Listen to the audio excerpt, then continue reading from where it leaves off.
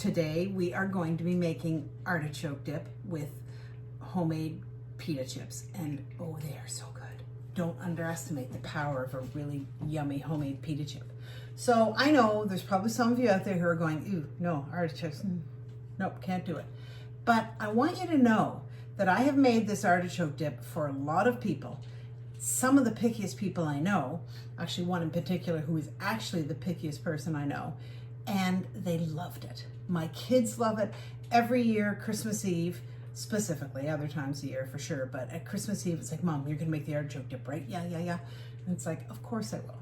It will become a family favorite. It's really good. The flavors are kind of mild, but still there's that little oomph of deliciousness. So let's hop right in. We're gonna start with the artichoke dip, and a little bit about the artichokes. So here's my artichokes, and they are bottled artichokes, and they're kind of marinated, right, in an oily substance. So what I do is I just drain them. I don't rinse them or anything, I just drain them. But I want to tell you that you can also get artichokes in a can that are just sort of packed in water or juice, and those are fine too. Whatever artichokes you use, whether it's bottled, marinated, or canned plain, they all work just as well. And I don't really have a preference, no. The ones in the can are usually a little more expensive, so sometimes those are my go-to. The ones in the bottle, at least where I am, come in a small bottle, so I can make a small portion, so sometimes I really like that. Sometimes I go to Costco and get the big bottle, and they're great for pizzas and all sorts of other things like that. So the artichokes are kind of your choice. This is a really simple recipe that you can sort of nudge the amounts a little bit here and there without drastically affecting it. So just keep that in mind too. Cream cheese, I'm just gonna use hardened cream cheese. You can use soft cream cheese if you want. It's not going to make that much of a difference. Cheese, this is my Grana Padano, my shredded Parmesan cheese. Please use the real stuff if you can get it. That shelf-stable craft stuff is not great. It's okay. If that's all you have, you're still gonna have a fantastic dip.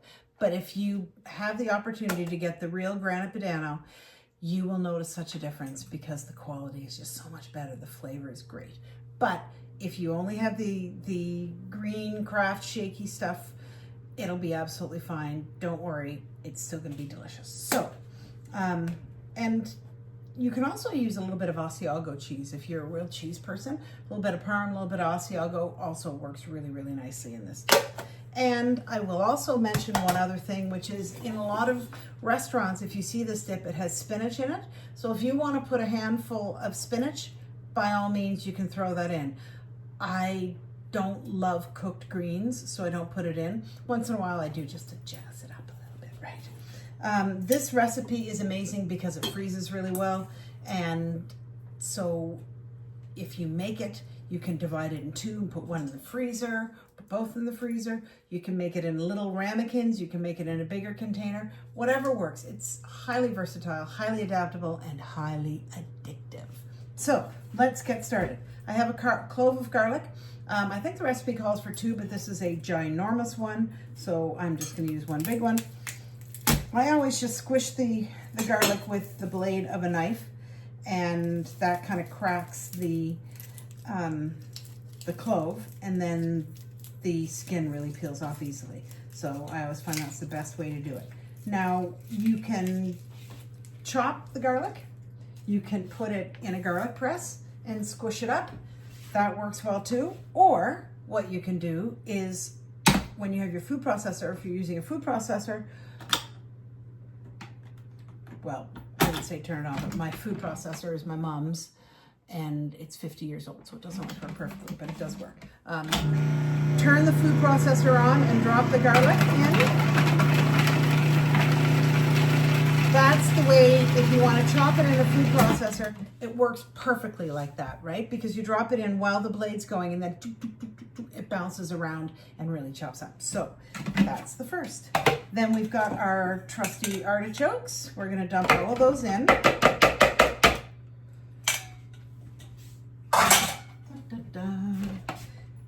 And back to holding it down. down, and then we're just gonna pulse it. So we want to chop the artichokes a little bit, but we don't want to chop them completely because they are going to get chopped up as we add the other ingredients. So we don't want them to be mush. So I have put the artichokes in. Choppy, choppy, choppy. They look great. They are loose chopped. You don't want it to be super smooth puree, but you don't want big chunks either. So we're gonna chop it a little bit now before we add the other ingredients. And then as we add the other ones and they mix around, they will chop more and you'll get a pretty fine texture. So we've got the artichokes in. We're gonna put the cream cheese, and it's 1 block of cream cheese. You can absolutely use light cream cheese if that's what you want. I didn't buy light. I don't know why. I normally do because I find they're pretty much interchangeable. But either way, you can use a softened cream cheese like the spreadable stuff or the regular cream cheese, whatever works best for you. Whatever you have on hand is usually the way I say it, because quite often I just use what I have on hand. But that's also because I tend to keep the things on hand to make the artichoke dip because we love it in the family so much. So we've got the cream cheese. Again, we're gonna just pulse.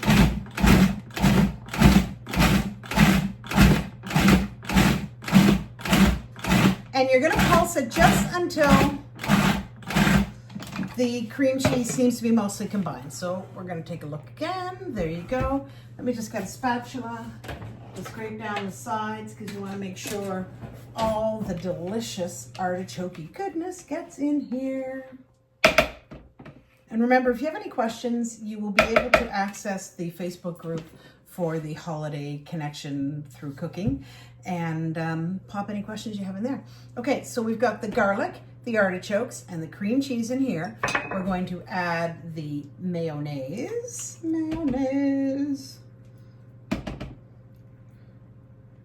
You know what? This is another one that I used to make with my mom when I was a kid. My mom was really, really great in the kitchen, and she was sort of ahead of her time.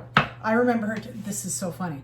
I remember her telling me that when I was a little kid, like little like a baby, and she'd be cooking, having dinner parties, she was a bit of a rebel because she used garlic. So, you know, different times, right?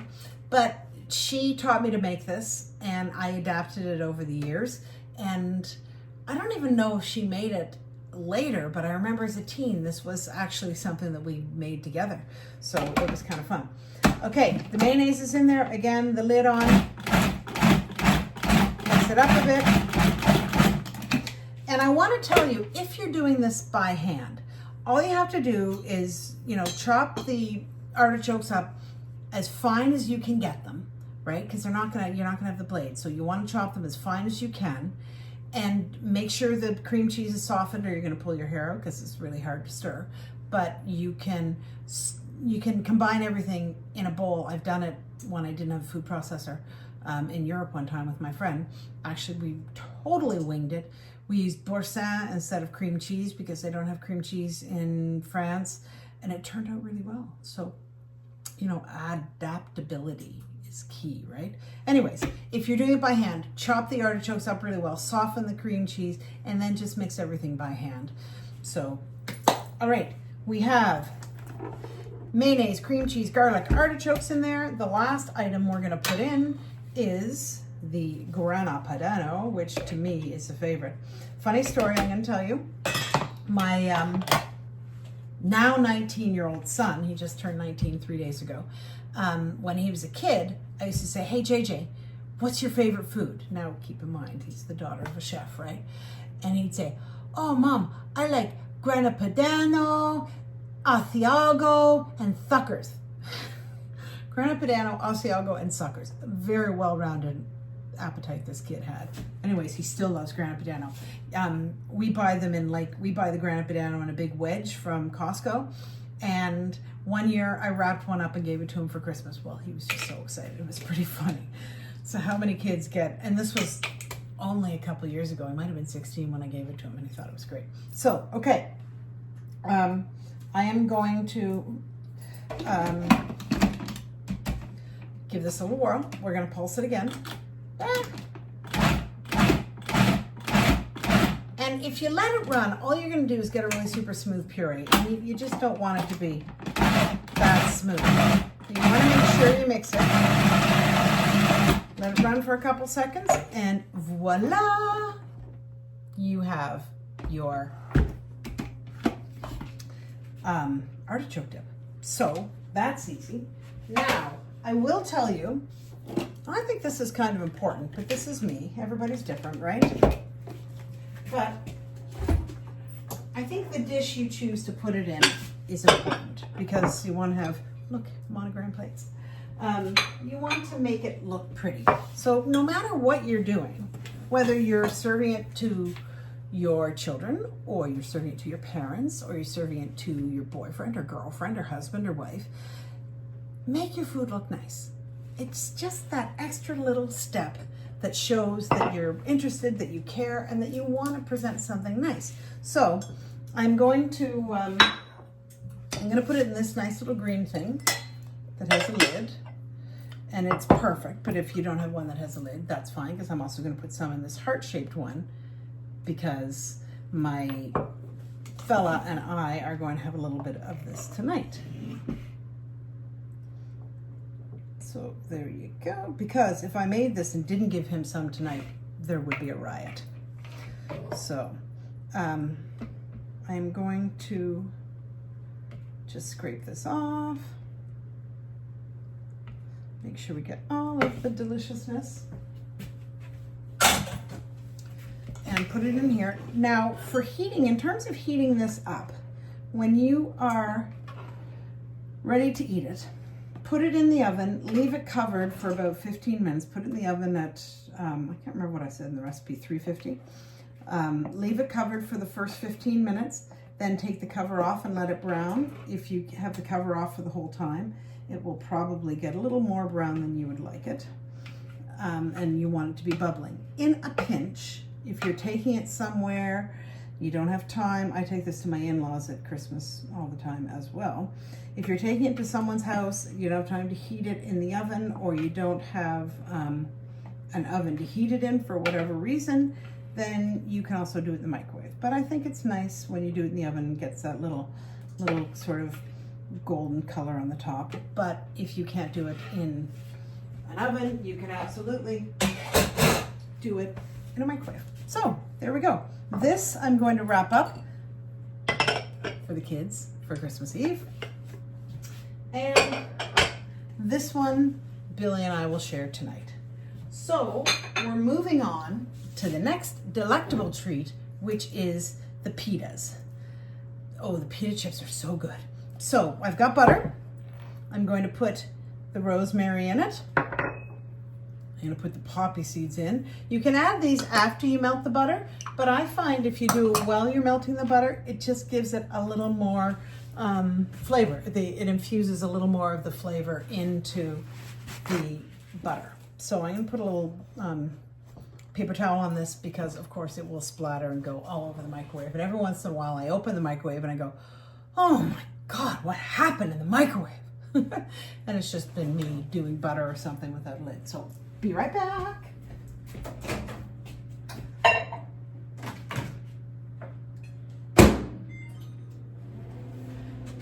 So we have a fairly high-powered microwave because I'm impatient and I like things to cook quickly if I'm putting it in the microwave. So I find a minute is plenty. So get our pitas ready. We want the pitas with the pocket. We're going to cut the tiniest bit around the edge. I may have to apply my glasses for this too. I'm not gonna lie, this can be a little bit finicky, but just have patience and you will persevere. So we're just cutting the tiniest little bit off the edge. You can slit it with a knife. I am very lazy, and that's how I do it because it just leaves a little bit. Then once you do it, you want to very, very gently pull it apart and separate it into two circles. This one went really well. I am lulling you into a false sense of security because I'm sure you will see one that does not work out quite so well. The thing about, so here, this one's sort of puffy on the edge and I'm going to show you. You can put your scissors in this way too. I just find it's generally, if you run into a tough spot, which you'll probably see in a second, it's easier to have just cut the edge off around. But whatever way you want, if you want to make it something interesting and creative, then you go ahead and make it your own. Okay, so I'm gonna take the whole pack. Pitas normally have about 5 in them, so this usually works.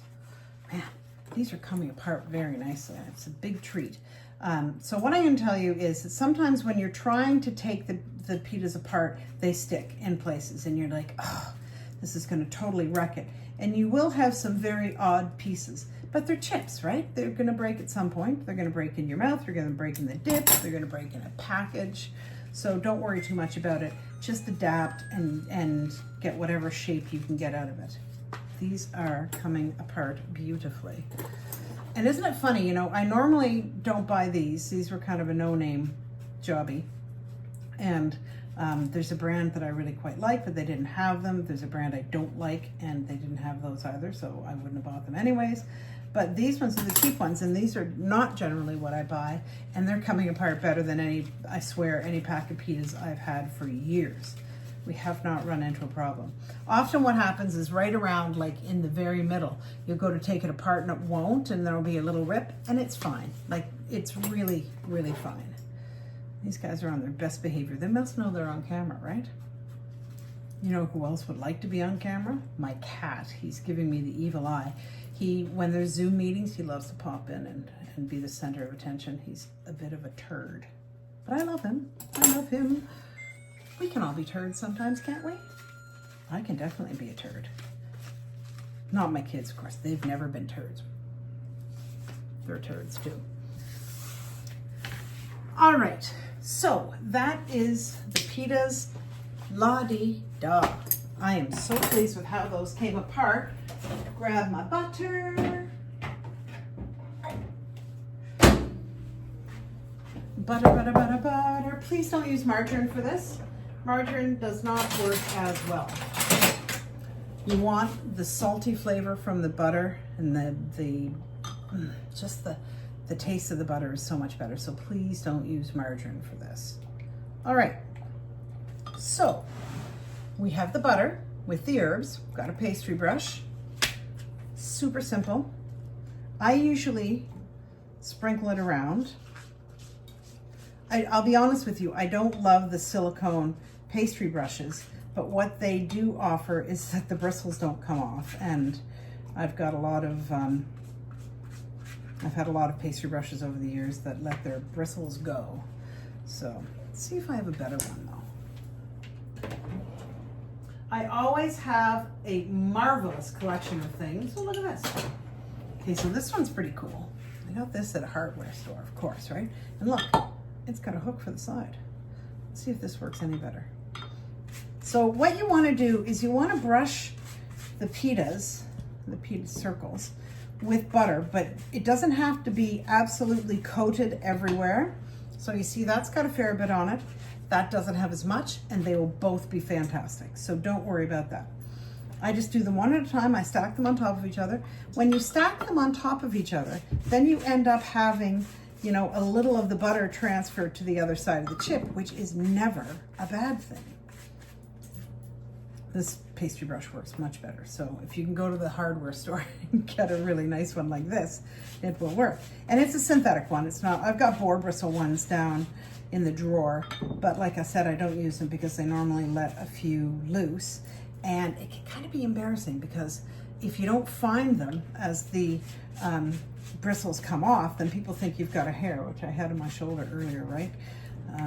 People will think you have a hair in your food, and you don't want that, even if it's not. So you just brush away on these. Try and spread them out. Don't make it too thick and heavy. Trust me, once you have these, they just, I don't know what it is about them. They're dead simple, not a lot of ingredients, right? But once you toast them and they get crispy, they're just so good. And by splitting the pita, it works really well because then you get a really thin chip. And I make these, and I'll just take a little bit from the counter. I've made these for so many people, and they're like, oh my God, can I have the recipe? And it's like, you will not believe how easy they are. So And sometimes, depending on how much butter you're using when you do it, you will run out of a little bit of the butter mixture.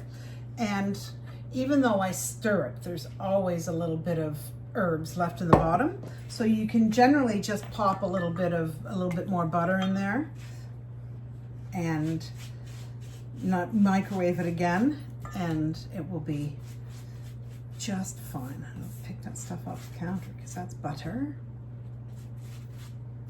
I tell you, teens, a little tip for you for future. When we renovated our kitchen a couple of years ago during COVID, perfect time, IKEA had no inventory.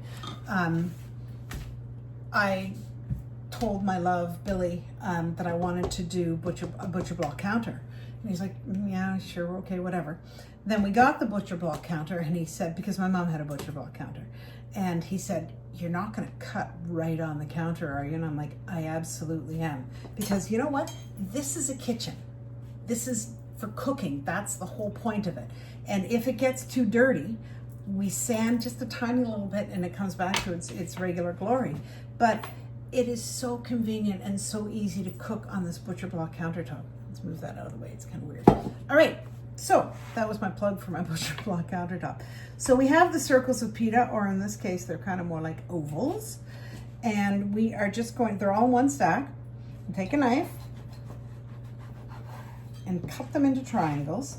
And I want to tell you again, it doesn't have to be perfect. You can cut them into 6 if you prefer a bigger triangle. I tend to go 8, but there have been times when I forgot that I liked 8 and did them in 6, and they worked out well too. If you prefer to do it with scissors, you can do it with scissors. If you prefer to do it one at a time, although I'm not sure why you would, because it would take so long, but you can do it one at a time. But you just cut them in triangles like pizza. I don't think a pizza cutter would work because, you know, we're going through a lot of layers here, but anyways. And there you go. There are our little pile of pitas. Wipe my hands because I got butter all over my hands. I've got my trusty, dusty cookie sheets again. And again, like I said with the shortbreads, if you want to put parchment on your cookie sheets, you are more than welcome to. You could put foil on them, but they don't need to be on anything. But if you want to, if it helps keep them clean or whatever makes clean up very easy, that's fine too. I like to, you'll figure this out about me. I like things that are not fussy, and I like to be adaptable and to be able to change things a bit. And I can make the fussy things, and I do sometimes. But for things like this is just an easy recipe that's delicious. So we're gonna place the pitas on the cookie sheet in a single layer, line them up. Oh, look, there's an end broke off one. That means I'm gonna have to eat that later. Usually as I'm taking them out of the oven, Billy or one of my kids is sitting here going, can I have one, can I have one, can I have one? And I'm like, well, you have to wait till they cool down. Because when you take them out of the oven, you're gonna think, these didn't work, they're not crispy at all. But once they're completely cool, they will be super crispy. And I will show you that in a minute. So let's get, I tend to do them, I have two cookie sheets on the go. I only put one in the oven at a time because I find that, you know, then I don't have to worry about flipping it over because these are done at a higher temperature. I've got the oven at 375. You could do them at 400 for sure. It's just that sometimes I forget stuff and I burn it. So if it's at 375 instead of 400, then it doesn't burn as quickly. It gives me more time to remember. So, and this is, we've got almost half the pack on this one sheet, which is fantastic. So laid out flat, I'm gonna put these in the oven. And I'm on my best behavior because it's a class, so I'm gonna set a timer. I'm setting the timer for 5 minutes and we'll reassess. Now, any of you guys who cook, I don't know if you noticed this, but I swear my oven runs at different temperatures at different times. So, you know, 375 for 5 minutes might be perfect today. Tomorrow it might burn it. So it won't likely burn, might need more. 5 is usually the minimum that you need. But you always want to take a peek and err on the side of caution with this. There's also, having said that, there's a pretty wide range of colors you can do for these chips, right? You want them golden brown for sure, but if you have a couple, and I always have a couple, that come out sort of a darker brown, as long as they're not black, they're fine. Darker brown works, and I'll be honest with you, when I eat the chips, I can't tell much of a difference between the golden and the really dark brown. The difference is that I just find the golden is a little more visually appealing. So, lay these out, cha-ching. And you can see, I think you can see, that there's varying amounts of the herbs on the cookie sheet, right? They're not all identical, and they don't have to be. Think of this as an artisan product, right? They don't have to be identical, they just have to be good. And you'll find different people like to different levels of flavor. That feels like two. Nope, it's only one. Da, da, da, da, da, da, da. I was gonna have Christmas carols on doing this, but then I wasn't sure because A, not everybody celebrates Christmas, which is fine. We can celebrate a little bit of Hanukkah and Christmas in our household because my daughter's boyfriend is Jewish, which is great because he is such a good sport. The first Christmas he spent here was his first Christmas ever. And, you know, we do a little bit of the Hanukkah, a little bit of the Christmas, and it's great, you know, because everybody has different traditions. So I didn't put Christmas carols on because not everybody celebrates Christmas, but also because I don't know if there's like recording rights or licensing rights or whatever, and I don't want to get in trouble. So no Christmas carols. I could sing for you, but you wouldn't want that either. Okay, 2 minutes and 45 seconds left for those. So, does anybody have any questions? Okay, it's a video, so you can ask questions, but I can't hear you to answer them. But remember, pop those questions in the group and I will answer them as soon as I see them. I usually monitor it fairly quickly, closely, so that I will get it. And as we're waiting just to, well, hold on, let me just check before I say, oh look, the cat's here. Okay, they're great. So if you look in the oven now, you can see the butter sizzling on top of the chips, and that's great. They're cooking perfectly. So I was going to say, because we have a couple minutes while this is, while these are cooking, if you would like to do more classes, teen and parent, let me know, then I can create some more. Mom and Dad, if you guys are looking for an amazing date night experience, then you really should check out Bistro Chez Vous. It's a full year of carefully curated date night cooking classes that I send. It goes directly to your inbox. It has various tutorial videos. The main event, which is a class cooked by, or a class taught by me, Krista. I am the relationship chef. I'm a Cordon Bleu trained chef. And it also has some food facts and trivia and all sorts of conversation starters. So it's a really great date night package. And what a fun gift to give your partner, to say, you know what, I'm giving you the gift of me because I want to spend time with you, I care about you, I love you, and I want to connect. So easy peasy date night package. That's my shameless plug. So we will, 45 seconds. As soon as we take them out of the oven, we're gonna put them on this rack, partly because we wanna put the rest of them on the cookie sheet and get them cooking, but also because this is the best way to cool them. If you don't have a rack, no big deal, they will cool on the cookie sheet, they just take a little bit longer to cool. And like I said, they won't be crispy until they're completely cool. So don't be alarmed if when you first take them off the cookie sheet, they're kind of like, nah, not so crispy, but as soon as they cool, they'll crisp right up. And the butter is really the impetus in the crispy part. Okay, I'm gonna turn it around because every once in a while my oven has hot spots. Timer off.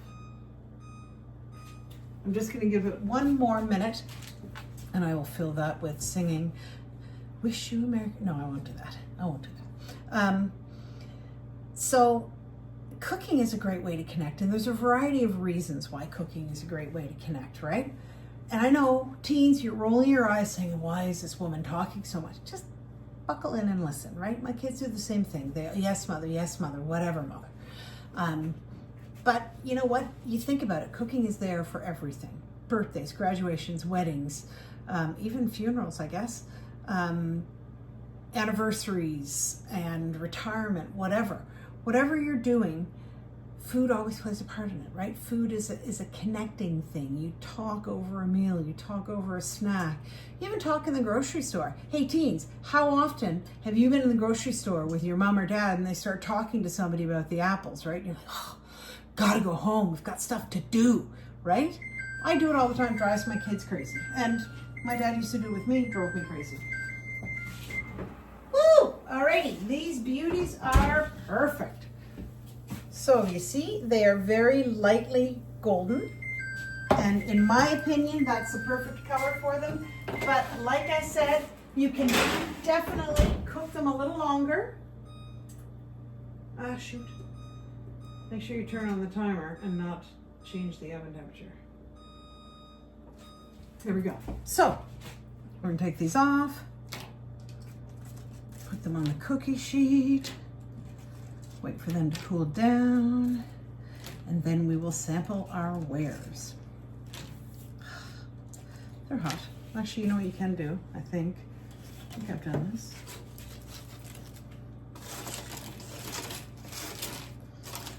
I mean, like any chip, they're somewhat fragile, but they're not totally delicate and breakable.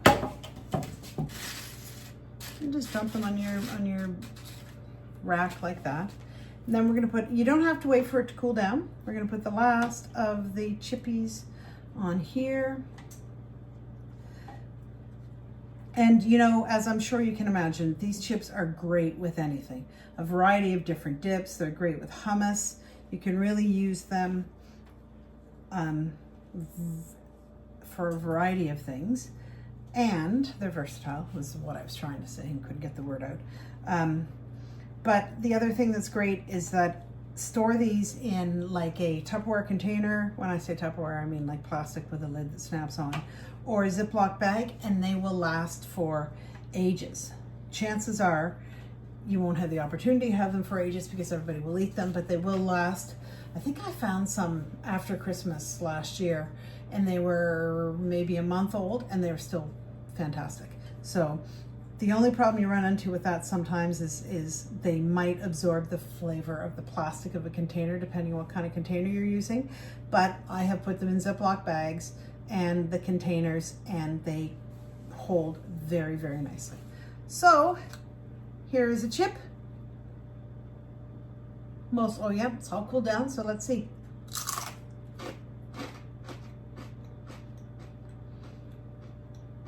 These are gonna be your new favorite. Thanks again for tuning in and being here. I love the idea of helping parents and kids connect in the kitchen, because I did it with my mom for years and years and years and years and years. I do it with my kids. I still do it with my kids, even though they're grown. And my kids are learning to cook with other people too. So it's not just a connection thing, it's a life skill. It's just so much. You're learning about different foods. So I'm happy to have you guys here. Thank you so much for coming. Enjoy your day. And again, please pop comments into the group and let me know how your stuff worked out. All right. Thanks very much.